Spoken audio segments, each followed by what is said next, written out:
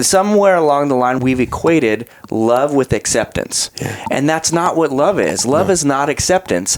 If my kid is about to put their hand on the burner of the stove, I want to stop them before they get burned. And if I got to swat their hand out of the way, that's right. Then so be it. That's love. I'm protecting them from getting hurt. It's not love for me to say, yeah, go ahead and burn your hand off and then you'll learn your lesson. That's not protection, And so acceptance is not love for me. Love is saying, helping guide people to know what is God's truth. And I think that's really ultimately at the bottom of all of it, is you have God's truth and then you have man's truth. We believe that you are strong by design, and you were made in God's image to have a strong body, mind, and spirit. You're listening to the #1 strength and health authority podcast in the world. So let's get ready to unlock your potential and transform your life in today's episode. Hello there, ladies and gentlemen, and welcome to the Strong by Design podcast. So great to have you. This week's episode, a very special one, as they all are, really. If you're new to the podcast, we are grateful for you finding our show. There's so many great podcasts out there.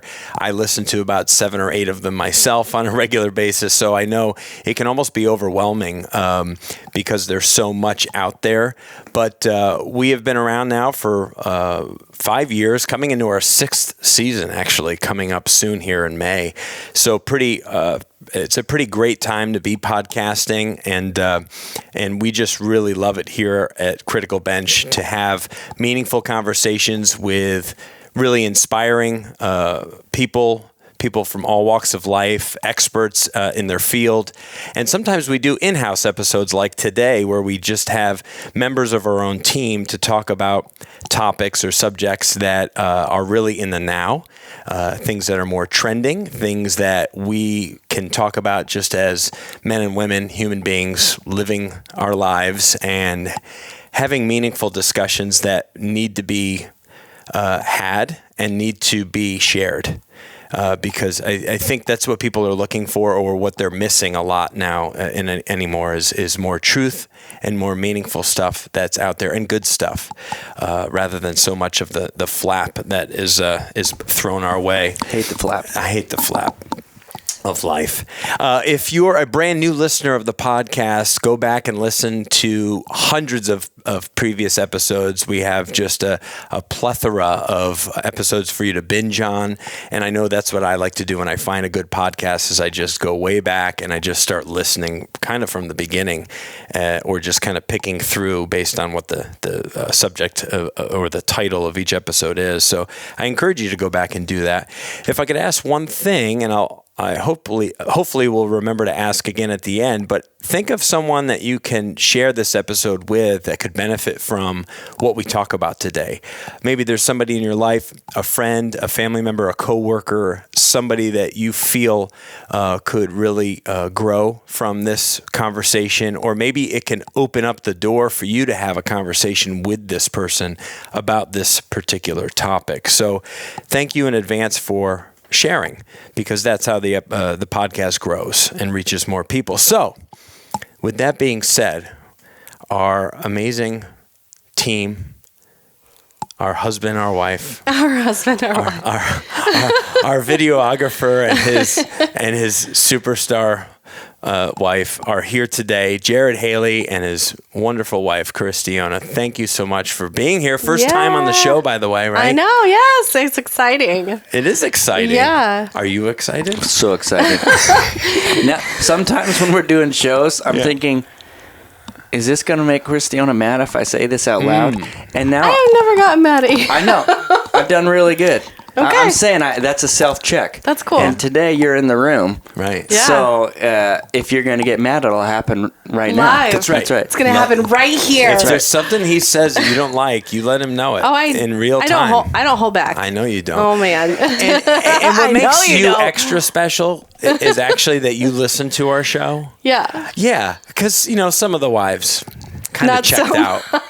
My wife. I need him to send it to me though, or I yes, won't. otherwise I you won't. won't. You're Yeah. right. You know what though? I make jokes about that. If I send my wife a podcast that says, "Hey, like I think you'd Can really you? like this," or you should, she will. Yeah. She'll listen to it. But yeah, she's not like checking. No. She's not checking. Yeah. She listens to my voice enough. She's like, "Is there one where you're not in it, like about something I care about? Because then maybe I'll, you know." So no, I mean that in a good way, and she Okay. would laugh at that. Got So you.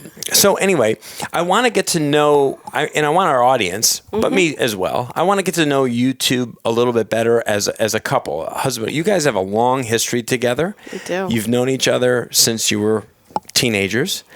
When I was in elementary school. Yes. Yeah. So share a little bit with our audience, just so they can get familiar with you two, your personalities, Yeah. and I mean, you two have been together longer than you've been apart. So talk about that a little bit, if you would. Either of you Yeah. can start. Ish. Yeah, goodness, we were at a charter school that was K through 12th. And my sister actually, like last month, sent me a photo of Jared hanging out with a friend. He was in middle school. And I was right behind them, not in the photo, but in the photo, like the She was in the background. frame. Yeah. And there I am, a fifth grader, taller than him. I was a very tall girl. You are a tall I woman. know. How tall are you? I'm 5'8". Yeah, which is crazy But because if you wear anything with It it's makes me way elevated, it taller. really makes you tall. yeah. So, needless to say, it was just really funny because she found it in her just random An old photos she printed had. photos. Yes, old printed photo, and I was laughing so hard. I'm like, little did we know that Jesus was setting us up. And Eventually, you were in 5th, and he was in. middle school. I don't know if you were in 8th grade. What's the age Yep. difference? Must have been 8. He was in 8th grade. I was in Wow. 5th grade. Yeah, you would have been really robbing the cradle at that point. Right? You'd He be would have been dating a an creep. elementary- I think when He I- would have been a creep. Pretty sure when I graduated, you were in 7th grade. Like my 12th grade year, you were in 7th grade. Is that right? No, was she would have 8th. been held 8th. back.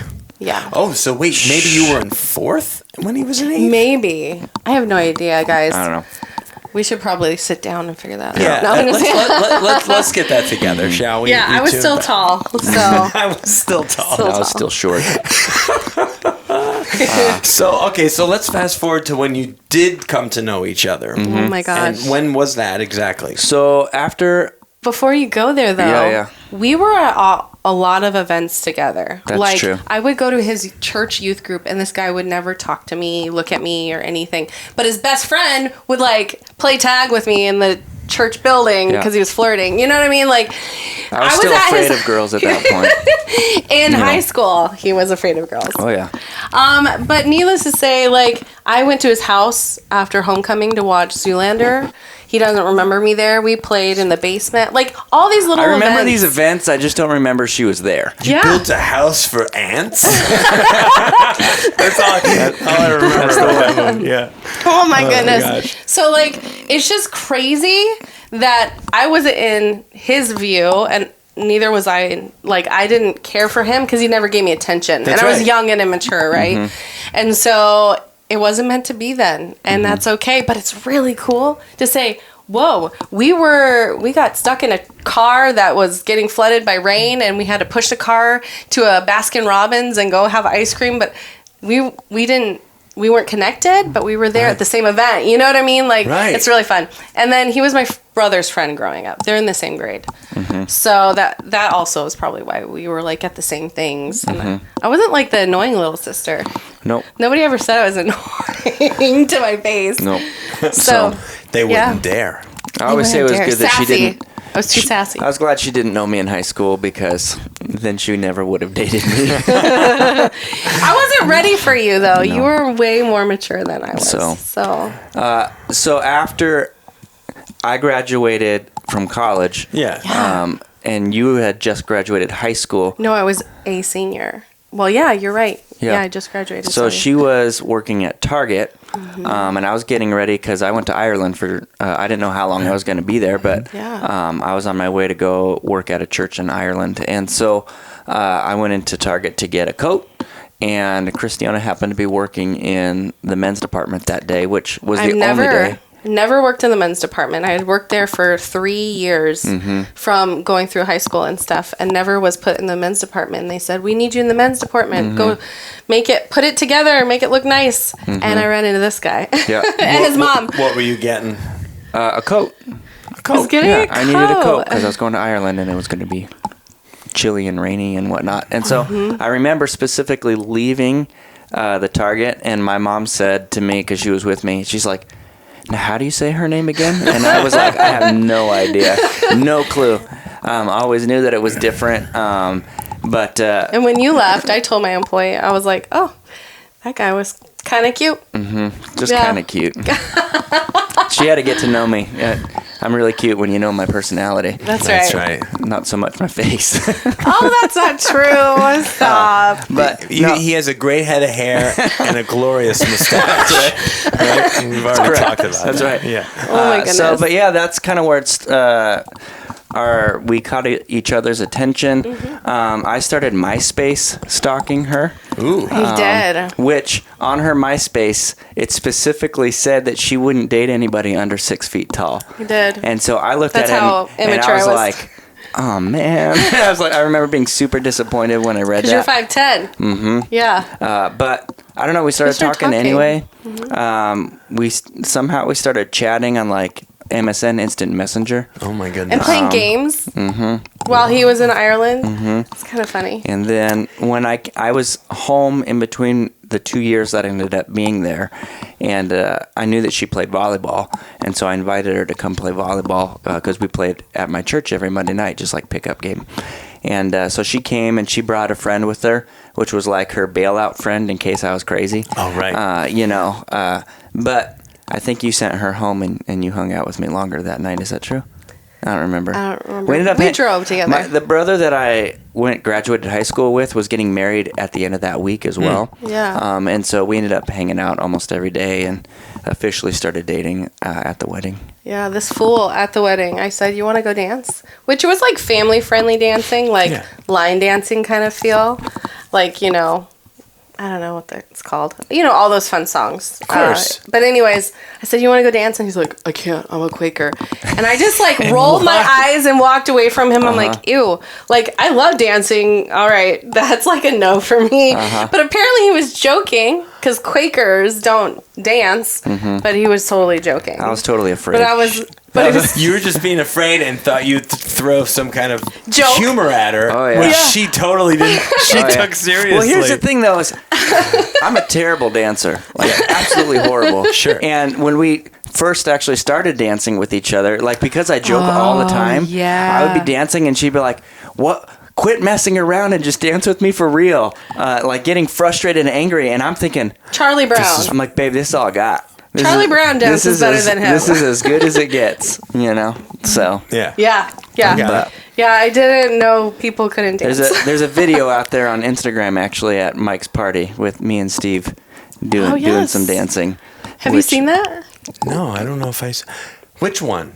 I think Jesse posted it. Oh, I'll have to go check that out. It's funny. It's terrible. Because Steve and him look exactly like they're dancing the same. Yeah, and we look like we're dancing for Charlie Brown for sure. Oh man, yeah.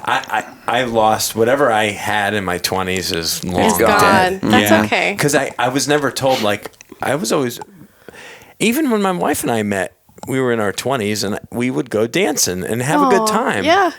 And like, it's a shame that, I don't know, maybe I should rekindle some of that because I know she would probably like that. Absolutely. I know she would. She always loved dancing and going to clubs and stuff like that growing up. But yeah. So you guys have this now pretty long history together. We got about 20 years. Yeah, I mean we got married in 2009. We started dating a year and a half before that. Yes. Yep. So 15 good years of us together. But you knew of each other prior to that. Yeah. So, Exactly. Yeah. And fast forward to today, we have 4 beautiful children who are all past their sicknesses. This this late fall or Sorry late if we winter, cough. early spring allergen season that's It's here in crazy. Florida is Ezra ridiculous. still has a bit of a cough. Yeah. And Enoch still has his ear. He was saying his ear is hurting yesterday. I'm like, oh my gosh, stop. Youngest, oldest 11, youngest six, Seven. The The twins are twins. 7. They'll be 8 in April. right, So almost there, like 3 weeks. right. Yeah. So there's only really about three Yeah. years So when, between all when the four. twins were born, we had 4 kids under the age of 3. Yeah, All in diapers. Goodness gracious. And Well, you Ezra, survived. we potty trained that fool, and he regressed right after the twins because he hated them so much. Yeah. So He didn't like the twins. No. Because that attention was gone. Mm-hmm. Yeah, that would be tough. Kids are funny. Wow. But The twins in my family were my older brothers, so I Yeah. was the baby. So I never felt like I didn't get attention Yeah. because I was the youngest one. So I always felt like I got plenty of it. But yeah, I mean, there was always a part of me that wanted to get more because my brothers always drew more attention automatically because From of people. the twin Yeah. thing. All Yeah. the time. Yeah. Yep. Absolutely. Yeah. So I always felt like a third wheel type, and I'm sure some of your kids can maybe go through that every once in a while. Or Yeah. I mean, different emotions. having 4 kids, though, people like automatically just talk at you. Yeah. They're like, oh my gosh, you have 4 kids? They're like, yeah. What were you thinking? They're all yours? Do you really like kids that much? You know where they come from? I'm like, yeah, how about we talk about my sex life? I'm like, oh my gosh. yeah, they do say that. They do. They No, say, it's not a lie. Every time I go out. Wow, you must have your hands full, or That's the most infamous one. yeah.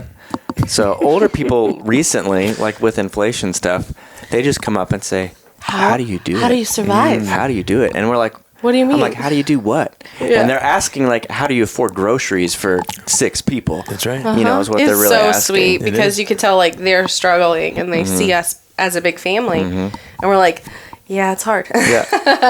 Yeah. Yeah. So, nothing yeah. nothing We- easy about it. I usually make a joke and say like, "Oh, we just don't feed them," or something. He you know? does. He does. Because that's just how you operate. That's how something, Jared does something things. stupid, you know. Have you guys obviously no doubt know Jim Gaffigan because I know you saw him not that long ago. Yes. You went with Mike and Yeah, we Courtney. did. So And, funny. he has that one joke. He has a lot of material over drowning? the years. Well, no. I Oh, was just no. gonna say the one about the number of because he has like 5 kids or Yeah. 6 maybe. So Yeah. he has like Yeah. a big number. Yeah. And people would look at him. Or he would talk about like when people would ask, "Oh, and you have kids?" He'd be like, "Yeah, you know." And when you have 1 or 2, it's you say 1 or 2, and people are like, "Oh, okay." Yeah. And then he's like, "Then we got to 4, you know," Yeah. and people are like, "Oh, Yeah. What is wrong well, with that's you? one way to live your life." You know, Yeah. you know, it's like. Yeah. You're special. Yeah, it's like you're but Yeah. obviously 4 wasn't the intent with you Sure. guys. You got the bonus kid Yep. there. Yeah, And- actually, she Oh had to my convince gosh. me to have the 3rd. I was fine with 2. Yeah, we had 2. And I was done. I was like, "We're good." Boy, girl. Like, we had a boy, we had a girl. Like, what else do you need?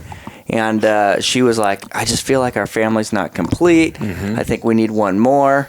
and I so- was already pregnant. right. with So when the I agreed twins. to it, I was like, "Okay, let's have one more." She was already pregnant, and we always said God must have wanted us to have 4 because He knew that You there was no would've- way I was going to have another one. So. It's true. Right. Yeah. Wow. Crazy. Mm-hmm. That's our great. story. That's your story. So we're all caught up. Here, Yeah. here So- we are. Yeah. And obviously, the Strong by Design shirt was offered today, but we didn't want to force it upon you. Are because you throwing me under the bus? No, it would have been. It would have really looked, I was think, clashy. a little bit too much. Yeah. With the backdrop and Sure. everything, too Yeah. over the top. That's right. You know. That's okay. So now that everyone has been acquainted with you and Yeah. they see, obviously you've been here at the office a lot over the last year since Jared started working for us. And we were looking, people listening to us who maybe aren't familiar with us talking about Jared or his history here. When he was hired as to be our videographer, video production specialist when Yeah, we were in the yeah. process of hiring for 1. And then we ended up really liking 2 people at the end, so we hired both because Which is the coolest thing ever. Which is the greatest thing ever because I can't imagine having just Jared or just Steve. Kind of makes you sad. It's too a yin sad and to think yang about. kind of situation that we created here because they complement each other so well, and we've all become really close. But so now that we're here, I want to talk a little bit about the meaning of family and the family unit, and what appears to me to be a bit of an attack in our culture today on a traditional family unit. And in a roundabout way, I feel like it's crept up on us slowly here over the last few decades. Yeah. And I think also you're not aware of things. There might have been feelings from people in society back in the 80s or 90s. When I'm in like college, and you're not a family person at that point, so you're not kind of aware or of those things going on in the culture or whatever. But as you get older, you are kind of a little bit more in tune, I think, and kind of shocking. listening a little bit more, and and I think there's a bit of that conservative thing that happens to a lot of people as they get older, as they marry, as they have families. They want to be rooted in something, right? They maybe become a little bit more rooted in tradition or in the way things were type things, and that's what they want for their own kids. But what I'm seeing and I'm feeling is this like overwhelming pressure and this constant messaging that's going out there that's really an attack on what I value as a marriage between men, women, and having a family, and that structure. And I feel like it's getting hit on all sides. Sure. Just to kind of talk or start the talk off this way. Are there any things that jump out at either one of you as I bring this up or mention this? I mean, oh man, we're trying to watch this show on Netflix. Netflix, and good grief, everything that's new has to incorporate homosexuality. Yeah. And it's like it has to be equal, just as equal as a heterosexual relationship. And so I'm like, dang it, for me it kind of ruins it. And I understand why they have it. Yeah, like I understand why they have to do it, why they are doing it. Doesn't mean that I have to accept it and have to like continue in it. And it actually has been heavy on me this week. Yeah. And I hate that it doesn't add really value. nothing to do with the story at all. Like it's unnecessary. I used to think, they add like romance. That's their romance. They're adding. but they didn't add romance. They just added in like this fling. No, it's romance. It's almost like a box to check off. It is a box to check It is off. what it seems like, and it's made its way all the way down into cartoon programming too. Oh, yes. And it's not just adult television Content. and Netflix and Prime and network. I don't even watch network television anymore. No. I read a lot more because honestly, I'm so over the agenda that seems so obvious. Yeah. And it's not that. I think we can all have this conversation. We're talking truthfully from our heart, how we feel. It's not an attack on people. No. It's almost like this badge of honor of like proclaiming who we are, and you have to be okay with it, or you have to like it. Yes. And that's You have to not support necessarily true, is it? In life, that's not how people don't have to like or agree with you. They can still love you, but they can disagree with you and want something different for you. Yes. Isn't that I true? think even if you go back like 20 years with movies and things like that, like they're throwing in like sex scenes and things like that you don't need it in order for the movie to work. It's just like, we're going to add this because we know it's going to attract more people to come watch this movie. That's exactly it's like, my story's not good enough on its own. I have to show nudity in order to get people to actually watch my movie. But it's considered art, right? Sure. And I'm like, well, my art's between me and my husband.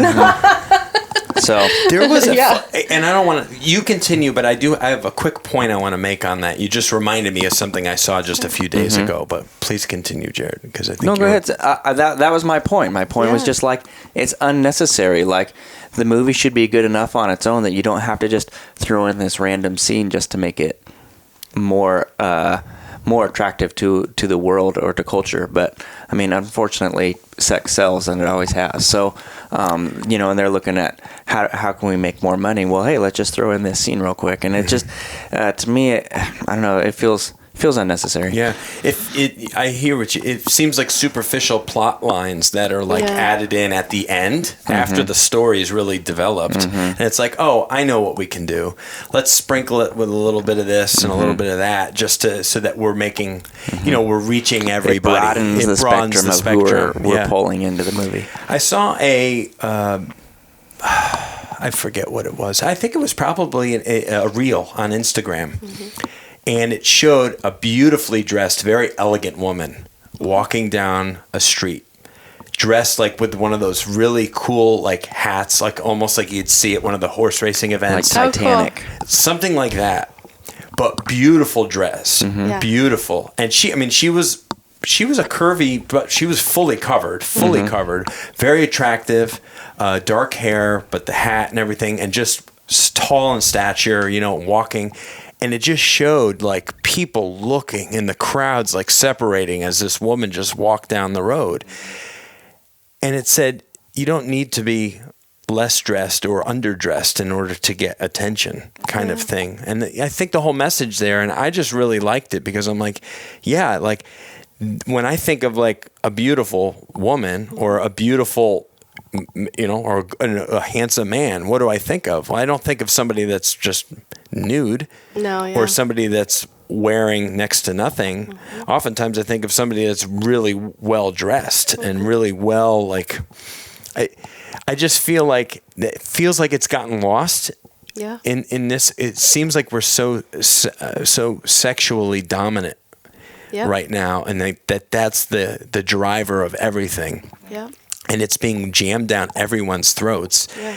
And it's the what seems like it's the ends of the spectrum that are garnering a lot of this attention, or clamoring for attention, or shouting the loudest, and looking to be heard and accepted by all. And I mean, everybody, I guess, should be heard or have a voice, or be seen or acknowledged, I guess. But to the degree that it's gotten to, it almost just seems like it's just gotten so.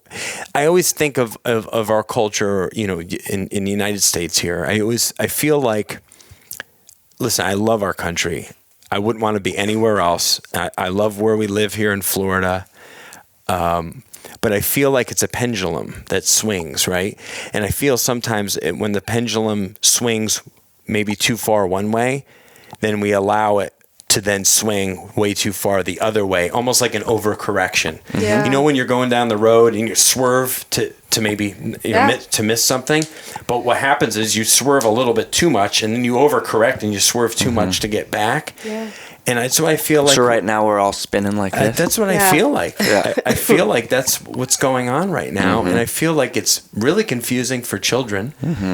And I feel, and certainly just for younger people in general. I feel like there's a lot of confusion. Yeah, think of when you were a kid. You didn't know who you were. That's right. You didn't know what you were doing was wrong when you were doing it, and it was wrong. You know what I'm saying?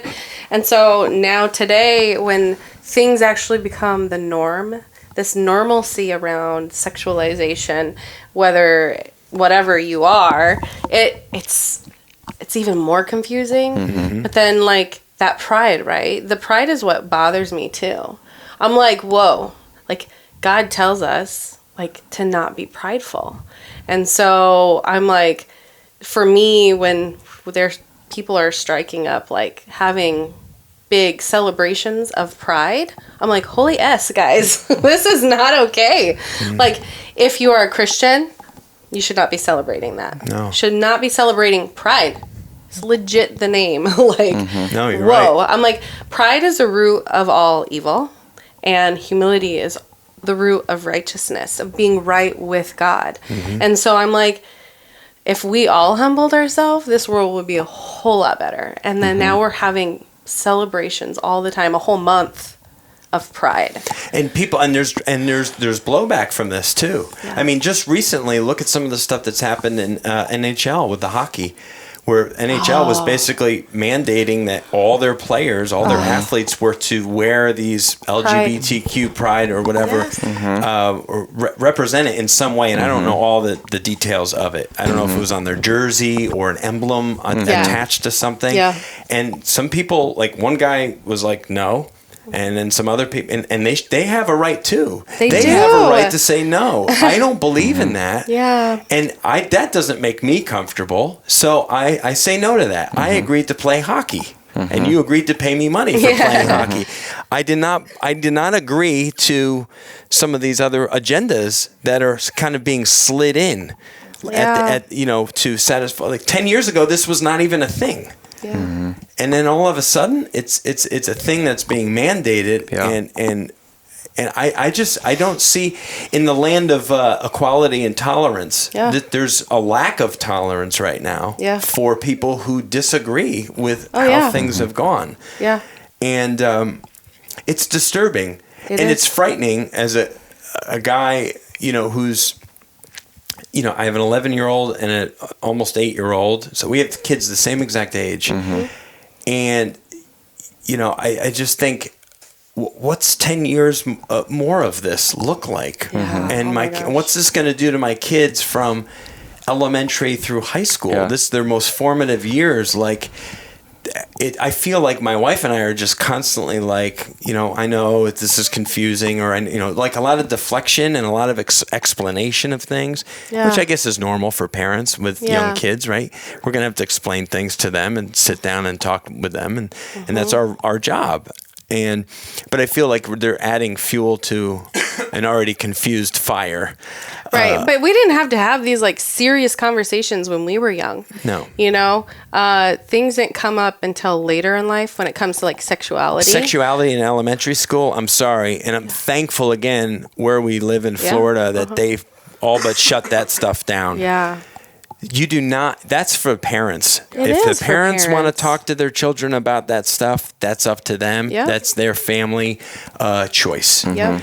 But anything below 6th grade, I think, is off limits for schooling to even touch on that stuff. Yep. Yeah, we were at a community pool party, and I don't even remember what I was doing. I was walking around the pool where all the kids were, because they're just like in the shallow end, just kind of like hanging out. And these are all elementary school kids. I mean, it's like, I think the oldest one was in 5th grade, maybe. Yeah, 5th grade. I would say like 3rd grade to 5th graders. And I just overhear their conversation, and then one girl's like, "Oh yeah, I haven't decided what I am yet. Like, I haven't decided if I want to be a boy or a girl, or if I'm bi, or if I'm whatever I am. I'm still working that out." I'm like, why are you even? Number one, how do you know these things? Number two, why are you thinking about those things? And it's always like, you can't rent a car until you're 25. You can't, and the reason for that is because you can't drink until you're 21. Right? You can't go into the military until you're 18. Right. Yeah. But these car rental companies, the reason that they don't rent to you is because your brain isn't yet fully developed. That's right. And so they're like, we want to.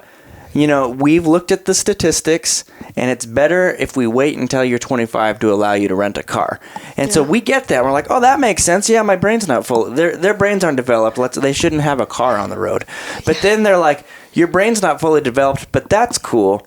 You go ahead and decide if you want to be a boy or a girl, depending on how you feel that day. You're 6, you're 7. Yeah, you don't even know if you like pizza with pepperoni on it or macaroni. You don't even know cheese. If you gave them that choice, they probably would just say, I want candy. Yeah. I'm just like, let's let them make every decision on their own. They're all going to die because if your kids are like our kids, they're walking in the road without looking both directions. Every time. If you give them a choice of what to eat, they're going to always pick sugar. All of these things that we know are not good for them. And then they say, well, love, somewhere along the line we've equated love with acceptance. Yeah. And that's not what love is. Love is not acceptance. If my kid is about to put their hand on the burner of the stove, I want to stop them before they get burned. And if I got to swat their hand out of the way, that's right. Then so be it. That's love. I'm protecting them from getting hurt. It's not love for me to say, yeah, go ahead and burn your hand off and then you'll learn your lesson. That's not protection, And so acceptance is not love for me. Love is saying, helping guide people to know what is God's truth. And I think that's really ultimately at the bottom of all of it, is you have God's truth and then you have man's truth.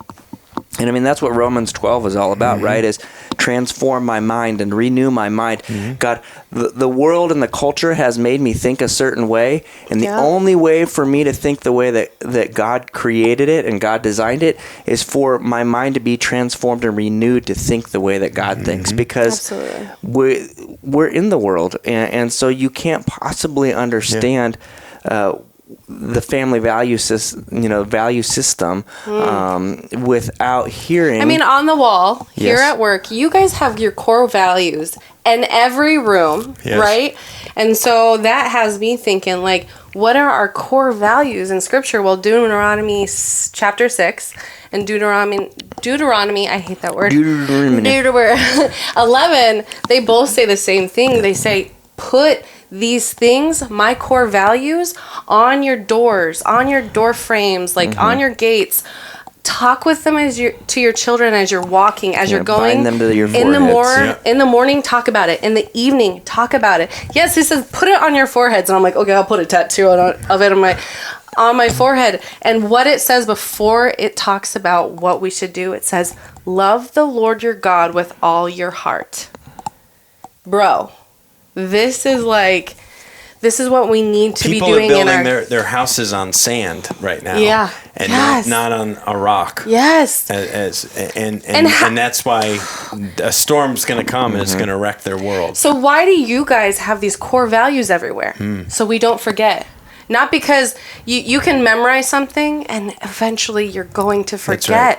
So we have to have these positive values, these core biblical values constantly reminding us. I mean, we have the Israelites. We see how stupid they are. And they always freaking tormented me because I'm like, you guys are morons. You have God before you and you keep making the same mistakes, complaining all the time. Yes. You keep worshiping other gods and you keep saying, stop worshiping other gods. We're worshiping the god of sex right now in our culture. Yeah. Holy crap. We should name that. That's become an idol. Really, it's the god of hedonism. It's the god of whatever makes you feel good, do it. Yes, that's right. Whatever makes you feel good. Whatever makes you feel good. You do you. I'll do me. You. But the problem with that is when I do me and you do you, we end up hurting people because not just ourselves. Yeah, you don't just because when I go against what God wants, like it's not. I hate that too because people think, oh well, God is just giving me a bunch of rules and He's keeping me from doing what I want. And the reality is He's like, I've designed it to work a certain way, and if you deviate from that, it's actually going to cause more harm than good. That's right. And you're not actually going to get the fullness that I've given you the fullness if you'll just walk in it. But we're like, nope. And that's the ultimate sin, right? That's the first sin is both Satan getting cast out of heaven and Adam and Eve in the garden. It was them going, God, I appreciate you. And I love you, but I think that I can be God myself, and I'm gonna take it into my own hands and do it I'm gonna do me. God, you do you. I'm gonna do me, and it's the result. Like we know better, right? God. And that's the fall, right? That's the fall. Is what's crazy about that story? Because I recently was reading. I mean, we all know the story of Adam and Eve, you know, and something that God revealed to me was He said, Eve sinned in her heart before she even took a bite of that dang apple or whatever, the fruit. We don't even know what fruit it is. Right. But she said, yep, I know better. She made it okay in here first. And Jesus always tells us, like, when we sin in our hearts and our minds, we are actually sinning, like, outwardly as well. Like, and that's what is so amazing what Jesus brought to life in the New Testament with the commandments was, thou shalt not murder, of course. But if you're murdering someone in your heart and your mind, that's still your anger. Yeah, that's still you're still there. You're still committing that. And that was his whole point, was to bring to life these 1,000-year-old commandments from Moses, right? And for everyone to like get a wake up call. Yeah. You know, it's like, all right, guys, I already gave you all this stuff, but I'm going to actually come to earth as a man, and we're going to reestablish this stuff. Let's get you guys back on track here. Fill the law. And here we are, 2,000 years later, still going away from it, because that's what we do. We're the lost sheep. We're the lost sheep right now. People don't like. I don't care who you are. People don't like feeling like something else is controlling them. Yeah. I want to know I have freedom. Like, that's the whole buck against government, right? Is I want to have the freedom to do what I want when I want, and I don't want someone else telling me I can't do it. Yep. And that's true with our kids. You know, our kids want to be able to do whatever they want, and they get frustrated when we say, hey, you can't play video games all day. You actually need to go outside and play or whatever. You know, I don't like it if I come home and Cairistiona starts telling me all these things that I need to do or that I didn't get done. Like, that doesn't feel good to me. Yeah. She doesn't like it if I do it to her. And it's just kind of, there's something in us that doesn't like to submit. I hate to submit. But what are we called to do is to submit to God, and that's a choice that we each have to make. Is, am I going to live my life and say, God, I want to do it your way and not my way, or am I going to buck it and say, I'm going to do whatever I want? And my grandpa used to always tell me, like on Judgment Day, you know, this world has come to a close and we're all on Judgment Day. He used to say, God's not going to have to say anything to anybody, because people are already going to know what they chose. Because God's not going to drag people into eternity with him kicking and screaming. And if someone says, I don't want you, God's going to say, okay, that's your choice. I've given you that freedom to choose to not follow me, and that's your choice. But it's like, if I've designed something to work a certain way, and then I put something in it, if that thing decides not to do what I've designed it to do, it's gonna struggle. And that's the world that we see, is everybody that is bucking, you know, that submission to God is saying, I'm gonna do it how I want to do, and it just results in chaos. Yep. Yeah, we are seeing, and I don't know what level we're at. I don't know how many more years. How do we know? We can't. In Revelation, it says that we won't know. We don't when know. I was in middle school, actually, I don't even remember who I was talking to, but I think it was right after 9/11.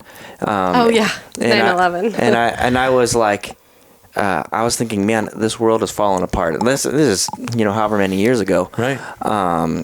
2000. 20 years ago. It was 20. Yeah. It'll be 22 so 20 years ago. 22. I remember and this was with an adult, and the adult told me, man, Jesus must be coming back soon, because I just can't imagine how this world could get any worse. And here we are 20 years later. I'm like, well, we've invented new ways of evil, haven't we? Yeah. You know, and that's what we do. But it drives me nuts when people think, like, oh, Jesus is coming back. Yes, we always need to be prepared for him always be ready that he may come back. But scripture says, like a thief in the night, we don't know when he is coming. Like, drives me nuts. I'm like, okay, you think it's this? You think it's gonna be? Yeah, Nostradamus didn't pick this one. Yeah. Okay, he's gonna come back when he's gonna come back. But it's our job to continue to live our lives, but in following the truth of the word. Yeah. And the word. The word has so much to it and so many layers, and the more you read it, the more it changes you, changes your heart. Yeah. When I interpret the Bible now versus when I was in my 20s, it's a whole different thing. I can read the same. Oh yes. I can read the same thing and be like, "Whoa!" I did not catch that last time. Yes, and that's what it happened every time, right? Yeah. And that's what it's supposed to do. It's a living word. It's a living word. It's not dead. It's not old. It's what your life should be grounded in. And you know, Frank Turek, who's a Christian apologist who I've had on our podcast multiple times, I'm going to have him again this summer. He's always sorry. He's so apologetic. Yes. He's always sorry. That's not at all what it means. But that's what people think when they hear Christian. Oh, that's what I thought when I was younger. All it is somebody that defends the gospel. Exactly, yes. Okay. And we need more of those people in the world. But what he says is he goes and he speaks at universities and college campuses with a mix of people. Right? Sure. So you get Christians, you get agnostics, you get atheists, you get all kinds of people. Mm-hmm. And everybody really handles it, I think, very well, because everyone's there to like listen, learn, and share ideas, have a conversation. But he'll ask a lot of people who he knows, like proclaimed atheists. He'll say, if Christianity were true, would you become a Christian? Mm-hmm. And oftentimes the answer he gets is no. Yeah. So even if, listen, we believe in our hearts, because that's what faith is, right? Yeah. We believe in our hearts that the Bible is the Word of God, and that's what we follow in our lives, right? Yeah, and that's what grounds us. But there's a lot of people that don't. They need evidentiary, like I need him to stand in front of me and all this stuff, right? Mm-hmm. But even if he did that, would they still follow? Yeah. And there's a lot of people that, as you said, they want to be their own God of their own life. Mm-hmm. So they would not. Mm-hmm. They would choose to go the other way. Mm-hmm. His own followers, who saw what he was, the miracles he was performing, still questioned him. Yes. Mm-hmm. Okay. They even in the Great Commission, some doubted. Is a line in the Great Commission. Mm-hmm. Do you recall where it said, at the beginning, where he said that Jesus was speaking, and then some doubted. Mm-hmm. So I mean, people with him in their presence, knowing what he was doing and capable of doing, still had doubt. Yep. So it just shows you that's just always going to be part of it's one of our flaws. It is one of our human flaws. Is this doubt, this fear, this I want to do my own thing. I want to walk my own path. Yeah. I don't want to be under anybody's else's guidance or leadership. I want to blaze my own trail. Mm-hmm. And I think there's a lot of people trying to blaze their own trail right now, and it's just disturbing, and it's like I said, it's a little bit frightening for me. So kind of along the same line here is what seems to be happening, and it's a very unusual thing. It's like simultaneously there's an attack on fathers and fatherhood with this increased emphasis on strong feminine, but are they really feminine like women? Right? Which is like, okay, so now that's like, it's almost like this mass emasculation of men, followed by this strong push for women to become more male-like, and almost like they don't need men. Yeah. So I'm just so confused by it, because last time I checked, it takes a man and a woman together to make a baby. Yeah. And that'll never change, regardless of how badly some people out there want to think that it does or proclaim that it does. Because even with IVF, you need a male. You can't get away from it, okay? You can't just get away. And it's scary to me to think that there's people out there trying to make that happen. That's what's even more frightening to me. For sure. But what are your guys, and I'm going to start with you, Cairistiona. Okay. What are your thoughts on this mass emasculation of men to basically not, kind of step away from their role as strong male figures in their family, and this, at the same time, strong push for women to become more domineering and more manly? It's generation of freaking mess, and just us always trying to be in control. It used to be where men were very dominant over women, and women had to always they would say submit, and they really literally meant submit. Yeah. And so I think as Christians now and this generation, you realize that your wife's words have value. You're not no, woman, this is how it's gonna be. You understand she brings value to you, and she makes you better. Without each other, you're not as powerful, great. Yes. We know that as a husband and wife, we bring different things to the table, and we bring different ideas and different balance. Yes. Even right? the way that we Balance. think. The way that we think. Yes. And It's sometimes different. it's completely opposite. But then it grounds us when we can say, okay, I think you're right here and I think I'm right here. Maybe we can like come together, right? Well, here's this feminist movement that's been happening for the last decade or maybe like 5 years more so. And like the I don't know. Demasculation. Yeah, demasculation. Is that that a right? word? Well, it's emasculate. Oh, emasculate. So Okay, no, okay. But you Emasculate, yeah. It's and I Dismanification. actually, You I looked actually, it up. I actually have 2 dictionary definitions for Okay. you. So why don't we just define the word? I love it. Thank there you. might be people listening that are like, I've never heard that word before. I haven't. Yeah. And that's okay if you haven't. So from Oxford Dictionary, Okay. emasculated is an adjective. It says, of a man deprived of his male role or identity, insecure, emasculated men. So if you're going to use it in a sentence. A second meaning behind it is made weaker or less effective. An emasculated organization that is merely a shadow of its former self. Okay, now Merriam-Webster, for the same word, emasculated or emasculating, says to deprive of strength, vigor, or spirit, weaken. Oh, spirit. To deprive of virility or procreative power, castrate. And it is. And then It's a castration? Yes. Thirdly, to remove the, I'm not even going to say that, andronecium of a flower in the process of artificial cross-pollination. So we're not going to really use that That's one. okay. Now it all makes sense. Gee whiz. But ultimately, I think we've gotten down to what that word means, and it Yeah. really is. It's deprivation of strength and vigor. Oh, right. It's an attack on roles, right? And It is an attack It's on this roles. idea that if there's a difference, it means that one is better than the other. That's correct. And the reality is that one is not better than the other. They're equally valuable and important. Vanilla or chocolate? Oh my gosh. Vanilla. I change every day. Okay. One time I'll really want chocolate. That's right. Yeah. And it's okay. It's okay. But don't we want both? yeah. And don't we kind of need both? Yeah. Right? I agree 100%. It's a confusion of roles, and it's almost like the more they can confuse it, Yeah. the more they can try to make it so that there really is no role. It just is what it is, and Yeah. anyone can be or do whatever anyone wants. Yeah. And I just don't see it that way. What's the popular phrase behind every strong man is A strong woman. a strong woman.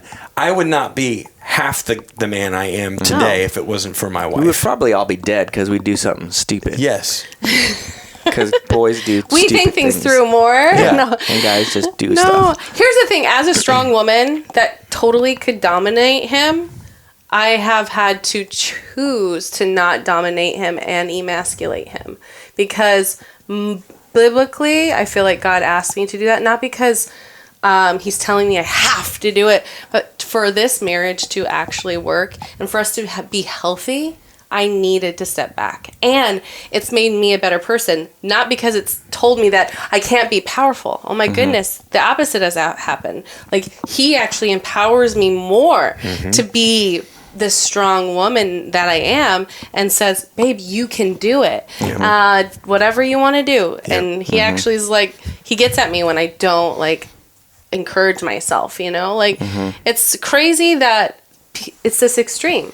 Yes. It's extreme thinking. We don't need men because I can do it. Yeah, and it's without you. backfired to the point where women, it's hurting women. It's hurting And women. they're starting to realize it, I think, because now there's men that decided they wanted to become a woman that are now competing in women's sports and dominating. And just being like, see, I'm a woman and I just kicked all your butts. I'm the best swimmer in the world now. Yeah. Or I'm the best this in the world now. And, yeah. and that's really not good. And it's frustrating. really silly. It's so To silly. be honest with you, it's silly, and I don't know. Again, I don't know where this stems from. I don't know why people are so receptive to it. I think there's a lot of people, the silent majority, that don't speak up about it because they don't want the pushback. It's love equals acceptance, right? So I don't want to be seen as an unloving person, and so I'm going to accept whatever you want to do because I'm going to show you love in that way. But that's not agape love. But that's not a real definition of love. No, love is not acceptance. Yeah. I hate that our definition of love is so ambiguous. It is so like used for everything. Oh my gosh, I love Coke. Oh my gosh, I love your hair. Oh my gosh, I'm in love with you. I love you. Yeah. Like, actually, so this is a fun story. When we first, whoa, sorry, we're going back just a little bit, but when she first said she loved me, I said, I feel like I'm falling in love with you. And I said, thank you. He said, thank you. Bro. I did. How far in were you? How many months? Like 3 months. That's soon. But I've never told anybody that I was You never told anyone that you were possibly falling. Never here's the even thing. said I love you to anyone. In high school, I heard everybody say, like they would date for a week and they're like, oh, I love my boyfriend. Oh, and I was like, love you. No, you don't. I'm like, you don't even know what that means. Like, I don't know what it means. And so for me, when she said it to me, I'm like, it was cringy. It wasn't cringy. I'm like, I'm not going to say it back to you just because that's what I'm supposed to do in this moment. I needed time to process, and I came back to you the next day. I cried all bloody night. I'm like, that fool's gonna break up with me. I moved too fast. Yeah. But I came to her the next day and said, I feel the same way, And I slapped him in the chest. But I didn't want to do it just because that's what you're supposed to do. But like you were saying, I think the Greeks have like 6 or 7 words for different yes, they words do. Brotherly for love. They do. No, you have it?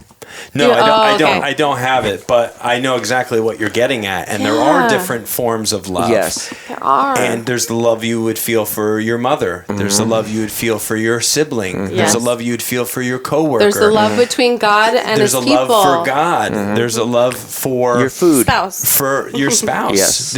And there's only one of those that's really intimate, and that which would be the love for your spouse, right? The love for your child is far different. A far different type of emotion. My son, he was like, Mom, why do we say I love you? He's like, you love Dad, right? I'm like, yeah. He's like, but those 2 brothers just said that they love each other. Is that weird? And I'm like, oh my gosh, that was a good question. Because of all of the confusion, he's like, is that not okay? Yeah. Like, are they allowed to say I love you to each other? And it not be weird. And I was like, oh, this is good. Yeah. This is really it's good for us to have... For him to ask those questions. This is Enoch? Yeah, Enoch, 7-year-old twin. Yeah, he's a thinker, man. Wow, insightful. Yeah, he is. You know what what I like is there's, as I said earlier, some of the programming that's out there, especially for kids, is frustrating and disturbing. But there's also still some good stuff out there. There's that series Bluey. That's Australian. And Bluey. And we love Bluey. Oh, you hate Bluey? Well, but what it depicts... It's a kid's show. It's a kid's show, but what it depicts is a father, a mother, and 2 daughters, and their relationships, and their friendships, and their relationships with their neighbors, and with... extended family, and all the roles seem very it has a really good. There's a lot of good takeaways, and I've never watched cartoons before. I don't know how many episodes you've seen, but my wife and I have seen a lot. There's more than a few that get me emotional, because it's a big, heavy topic. Yeah. And they do such a great job in 6 minutes tackling these really big emotional concepts for kids. We're big fans of Daniel Tiger. Okay, I know who Daniel Tiger is. That was a long time ago. That was years ago. Yeah, I remember him. I'm just saying, it was a mom and a dad, and they had eventually 2 kids as well. And they're just kind of going through life, little kid life lessons, like make sure to... We used a lot of their songs. Yeah. Flush the toilet. But I agree with you. I wash your hands, How about lift the toilet seat when you go pee? Yeah. That's a big one at our house. Flush and wash and you're on your way, That's right. That's I'm just saying they're out there. That's all. I'm agreeing with you. Yeah, no. Yeah. And they need to continue to get some attention and stuff, because there is so much that I just in total disagreement with, and I'll just shake my head. The commercials sometimes I can't even I mute it, or I'll and as I said, I don't watch network television anymore. but you still get the ads that We come do. up when you watch, some of these other series on like even if it's Netflix a family or whatever. series or Yeah, something. and I'm like, that made me uncomfortable. I'm a 47-year-old man, and I could barely get through that advertisement for whatever that sexually, sexualized item was that you were just trying to sell me on right there. And my wife and I are just like, if that was on 10 years ago, you would have thought it was some type of Saturday Night Live sketch. Yeah. I mean, to be honest with you, you look back a few decades at stuff they were picking on and making fun of, and it's reality it's today. so true. Yes, it is 100% true, Yeah. and it's really mind blowing.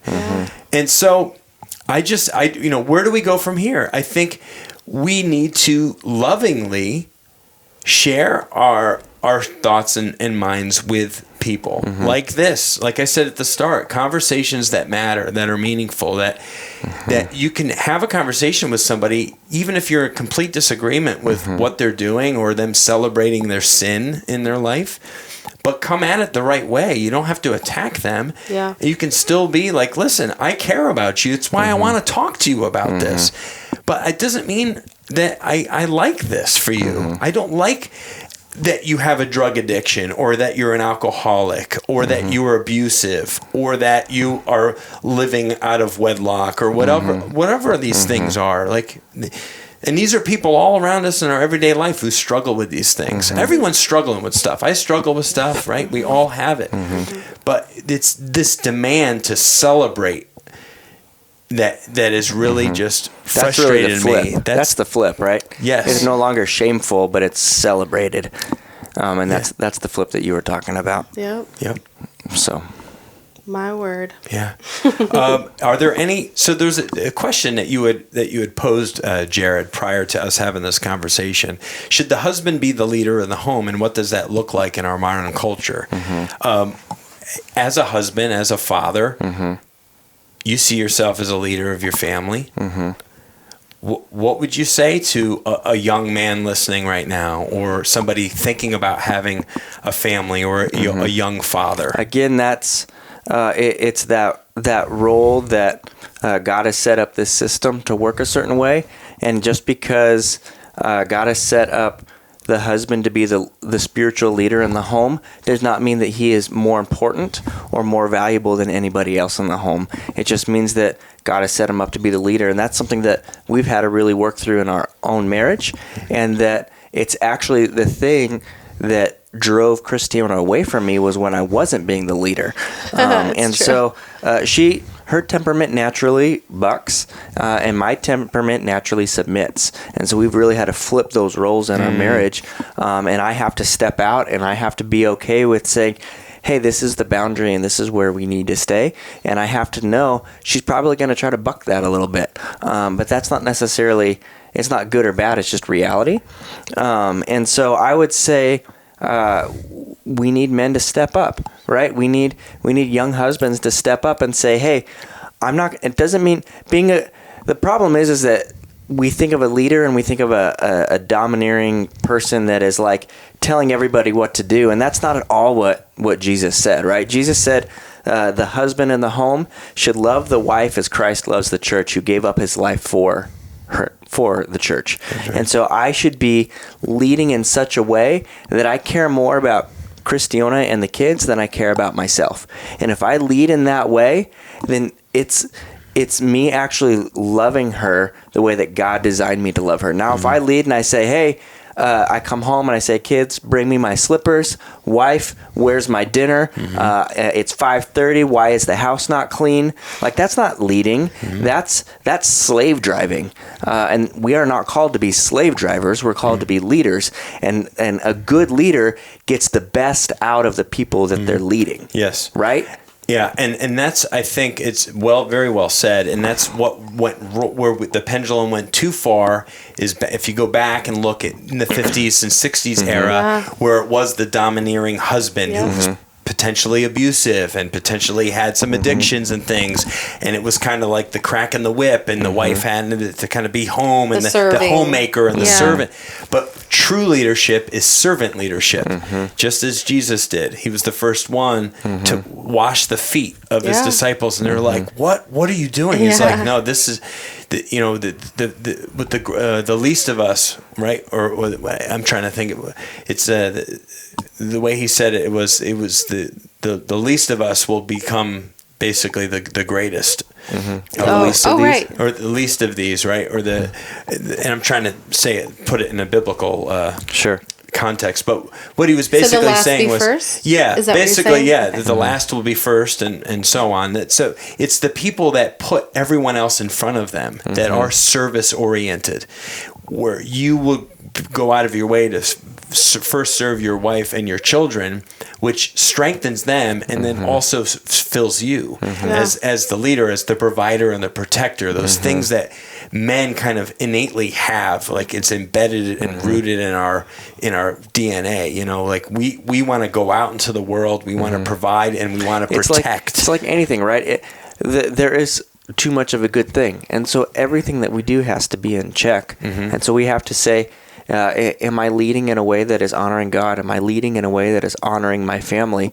Or am I leading in a way that I'm just trying to get more for myself? Ego.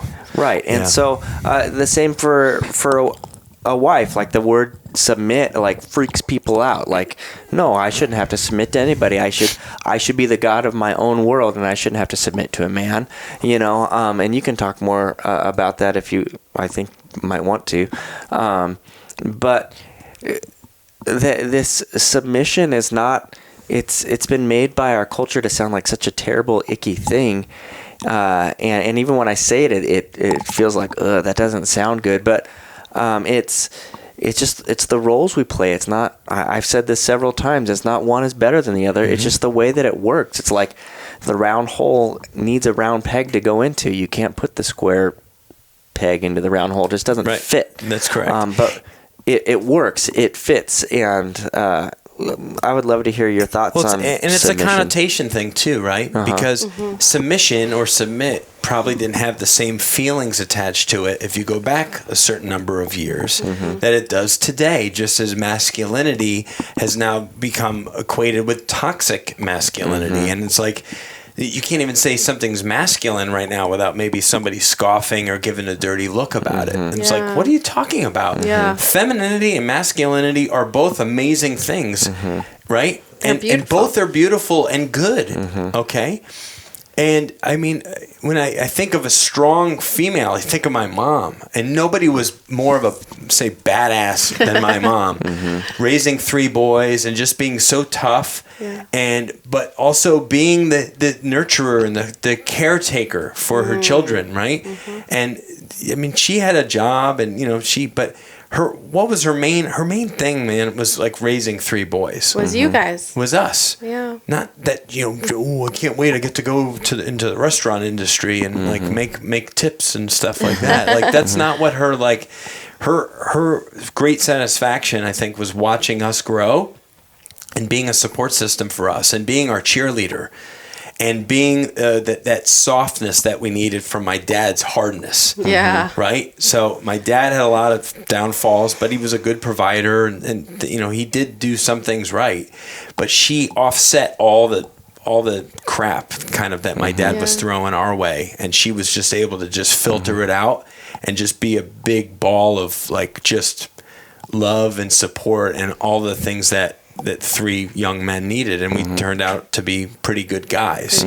And by my own assessment, of course. Well, you know my brother. You met my brother, so we love Bob. But yeah, we love Bob. So do you have any final thoughts or feelings about that? About men, their role, the wife in this more submissive or submitting to, like. What we do know is when we're looking for a leader, oftentimes it is just one person. It's not like, because when you have 2 leaders, they kind of end up kind of banging heads. So somebody kind of has to give way just a little bit. when it comes to certain things. And there's certain things probably in your home that you lead. You take the lead role on that he kind of helps support you in. Yeah. And vice versa, right? Like cooking dinner. Right. Like, you're good at a bologna sandwich all day long, but like Cairistiana's going to kind of raise the bar a little She bit. raises the bar a whole lot. Right? But any final words, Cairistiona, on like what I know we've talked about a lot today. But. Yeah, I think it's really, really hard. And it kind of breaks my heart because I've had conversations like this with other women that are Christian. And they're like, but I want to work. And I want, like, my husband is like kind of more of the sissy. They wouldn't call him that, but if there was a definition, they're not as strong, as I am. And like this whole concept of like stay-at-home dads or whatever. Or like another friend she said, well, I work because our family can't even afford us to be home, like for me to be home anymore. But that wasn't the problem. That was just one of her excuses. But the whole thing that she was saying was like, it's okay for us women to be strong. Mm-hmm. And I'm like, yeah, but our roles are very confused. And I think the only way we can figure out our roles is to go to God and go to his word and genuinely start having that active conversation of, God, where do I need to fix my heart? Where am I actually dominating my spouse so that they're ineffective for our home? And it's actually creating more problems because I have this expectation that he's going to provide, he's going to protect. And yet if he's not meeting those things, even if it's spiritual things that I need met in our family, it's going to create so much tension and arguments and actually having no respect for them anymore. Mm-hmm. So I think through the years, God has just taught us to like that humility, right? Is talking to him, being right with him and figuring out like, what is my role here in the home? And not forcing him to be a role because that's never going to change them, but praying for your spouse and actually having these conversations are good too. Like, babe, I'm frustrated when I don't see you do this in the home. And my expectation, like as your role as my husband, is this. And we got to have these conversations. And I've always said if a marriage is going to work, both of them have to be working at it. It can't be one or the other. That's right. And it sucks that we're imperfect. And marriages, I had 3 of my siblings during COVID got divorced. Oh my goodness. Yeah. It still breaks my heart. And so, I mean, I'm a family of 10 kids, 3 of them, same year. Wow. And so it's just crazy. Like, we have to humble ourselves, but both people have to be humble. If one is not humble, this marriage isn't going to work. That's right. Yeah. Humility, and that word you've brought up a lot over this last hour. It is missing from a lot of people, and it is the pride that gets in the way of that. It's thinking you have it all figured out, and I can do this on my own. I can do this on my own. I don't need you. I don't need guidance. I don't need Jesus. Yeah, and that doesn't work out quite well. It might work out okay for you short term for a few things that you want to do, but there's going to be a realization. There is, and that's what I think we're trying to do is to provide a little bit of that honesty, openness, truth, that long term this does not play out very well. Oh, yeah. And that the men and the women need to come together. And that's what marriage is all about. Yeah. A good, strong marriage is where the people are willing to communicate, come together. I think I was just going to say, it's figuring out healthy boundaries. Yeah. Like for me to give Cairistiona and our family healthy boundaries, that then she has the freedom to buck, but at the same time, like by me providing that leadership and providing those boundaries, it actually ends up resulting in you trusting and respecting me because it shows that I care. Because otherwise I'm just like, you guys do whatever and I'll do whatever, and that's it not makes good you either. not involved, right? You're like, I'm coming home and relax and not care about what's happening in this home. Yeah, takes the responsibility off of you. Yeah, well, in the universe, I feel like the more you give, the more you do get back, the more you receive. And it's oftentimes about 10 times the amount. So I do feel like the more, as husbands, as leaders or fathers in the home, the more we can give to our wives, give that support, give that... the more they flourish, right? I think so too. We're setting them up to flourish, and then everybody's winning. Yeah. Right? Because now they're stronger and they're capable of pouring back into you, and it's a cyclical thing. So, and then the children, of course, no doubt feel that. And so I look at my kids sometimes, and I'm closing out right now, but I can look when I'm giving my wife a hug or something, or we're having a family hug, and you look at the smile on your kid's face. They love the affection. They love the affection and the closeness. Yeah. Because that's what makes them feel cared for, provided for, protected, all those things. That's what kids want. That's what they want. If you can give that to them for their whole childhood until they're adults and going off into the world, then you've done your part. Yeah. And that's what I aspire to do. And time goes by quick. Oh my gosh, I mean, in 10 more years, we're all going to be sitting here twiddling our thumbs as our youngest are leaving. You know, so I thank you so much for coming in. Yeah, and, it's awesome. Having, a real heartfelt conversation that got a little bit, pretty crazy. I wasn't sure exactly the directions we would move in, but I think we stayed on point. And it's meaningful, and I'm sure we'll get some feedback from it for sure. Jared, always great to have you, my brother. Glad to be here. Yeah, always good. Thank you so much, listeners, for another episode here on the Strong by Design podcast. Thanks for finding us if you're new. Thanks for coming back if you're a return listener of the show. We thank you so much, and now's a good time to share this episode with somebody who you've maybe thought of as we discuss some of these pretty heated, pretty heavy, controversial topics in front of us today. So come back next week, as always, when we have another episode here. Every Wednesday, a new episode releases here on Strong by Design. We thank you, and God bless you. Thank you so much for listening to the Strong by Design podcast. If you found value in today's episode, please subscribe so that more people can find out about our show. Plus, you don't want to miss any future episodes with the amazing guests and topics we have lined up for you.